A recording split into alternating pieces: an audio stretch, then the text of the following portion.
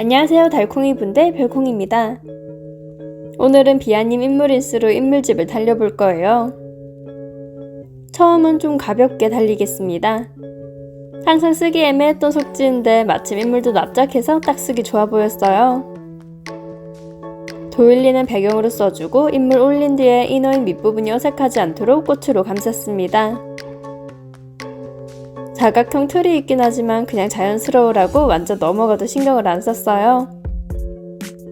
중간중간 꽃도 심어서 너무 빨간색이 가득하지 않도록 만들었습니다. 중간에 타입 올려서 마무리해줄게요. 가장 쉬운 첫 번째 단계가 있으면 다음은 중간 단계입니다. 최대한 꽉 채운 다꾸를 하고 싶어서 모두 A5 속지를 사용했어요. 이번에는 라일락 꽃인스를 써주기 위함으로 동양풍 다꾸를 달렸습니다. A5라서 인물 4명도 거뜬하지만 세로로는 어려워서 가로로 꾸몄어요.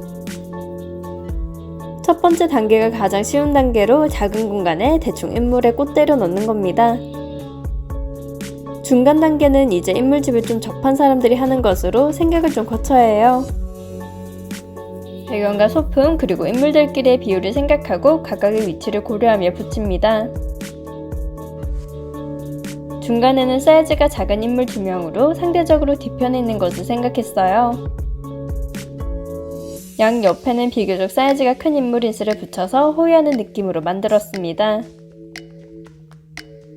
주변에 남는 빈 공간은 따로 더할 것이 없어서 프레임을 둘러줬어요. 붙일 땐 남자 인물의 경우 키가 좀 커 보였으면 싶어서 위로 살짝 띄워줬습니다.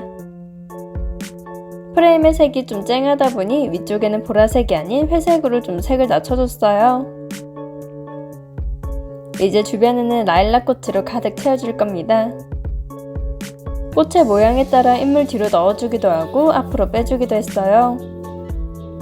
인물들을 배치했던 대로 양옆은 가장 큰 사이즈를 붙였고 중앙으로 갈수록 작은 사이즈입니다.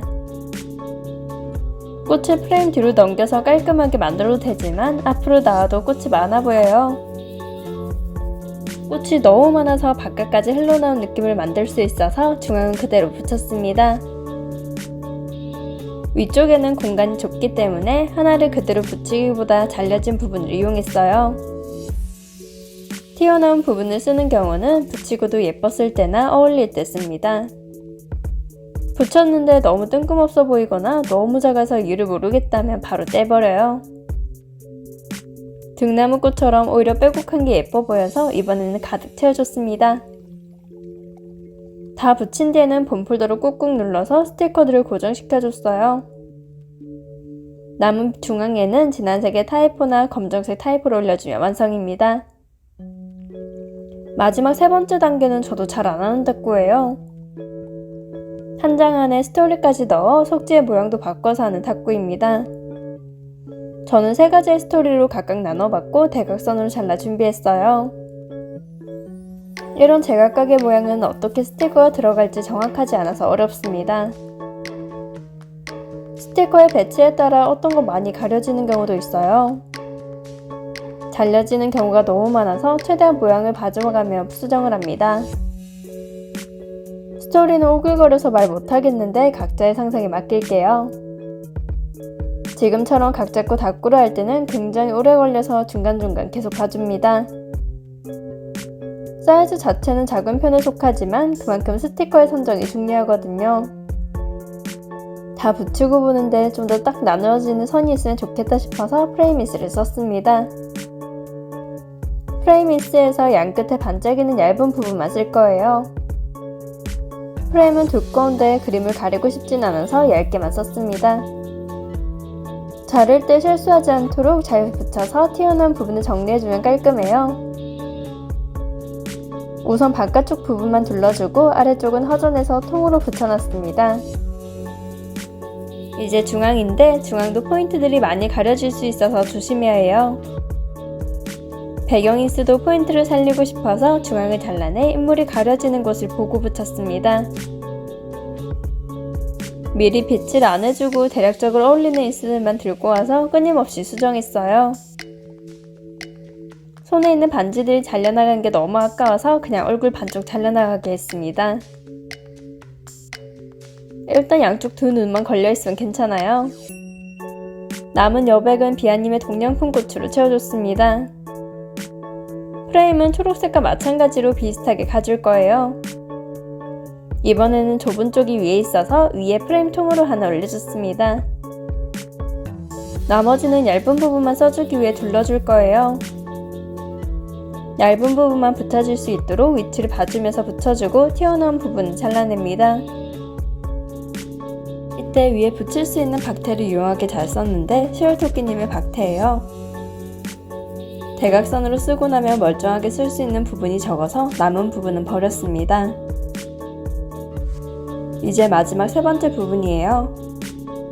세 번째가 다 끝나도 닦고가 끝난 건 아니고 추가로 더 꾸며줄 거라 아직 멀었습니다. 이런 닦고를 할 때는 항상 머리를 많이 써야 해서 귀찮아요. 세 개가 개별의 닦고처럼 꾸며서 공통점은 극히 적게 하는데 또 연결되게 합니다. 이번에는 치마폭의 레이스의 흰색과 저고리에서 색을 따와 꽃의 색을 정했어요. 꽃이 붉은색이면 더 좋았겠지만 아쉽게도 없어서 분홍색을 써줬습니다. 꽃들을 올릴 때도 얼만큼 가려져서 보이는 부분이 얼마 정도 되는지 체크해줘요. 위쪽에는 시월토끼님의 디테일을 써줬으니 마지막 세 번째에도 올려줬습니다. 초록색이 너무 뜬금없게 보일까봐 프레임은 초록색으로 써줬어요. 가장이 왼쪽은 연두색이었는데 오른쪽은 초록색으로 비슷한 듯 다른 느낌입니다. 안쪽도 구분을 주고 싶어서 고민하다 중앙을 주인공으로 만들어주려고 했어요. 그래서 프레임을 중앙에 붙였던 것과 동일한 색상을 선택해 테두리를 만들었습니다. 모아놓고 봐주다 왼쪽에도 똑같이 해주면 좋겠다 싶어서 대각선을 채웠어요. 꼭 구분을 주지 않아도 되지만 이번에는 다른 느낌을 좀 더 강하게 넣어봐서 있는 게 나았습니다. 무엇보다 프레임 쓸 곳이 생각보다 손이 안 가서 이때 많이 써줬어요. 이제 남은 건 한자 타이포를 올려줄 차례입니다. 타이포는 시월토끼님 제품으로 들고 왔고 세로 형식을 택했어요. 왼쪽은 초록, 오른쪽은 빨간색으로 마무리했습니다. 오늘은 비아님 인물 인스들로 3단계에 걸쳐 제기 중 쉬운 것부터 어려운 것까지 했어요. 영상을 시청해주신 달콩이 분들 좋아요와 구독 감사합니다. 지금까지 별콩이었습니다.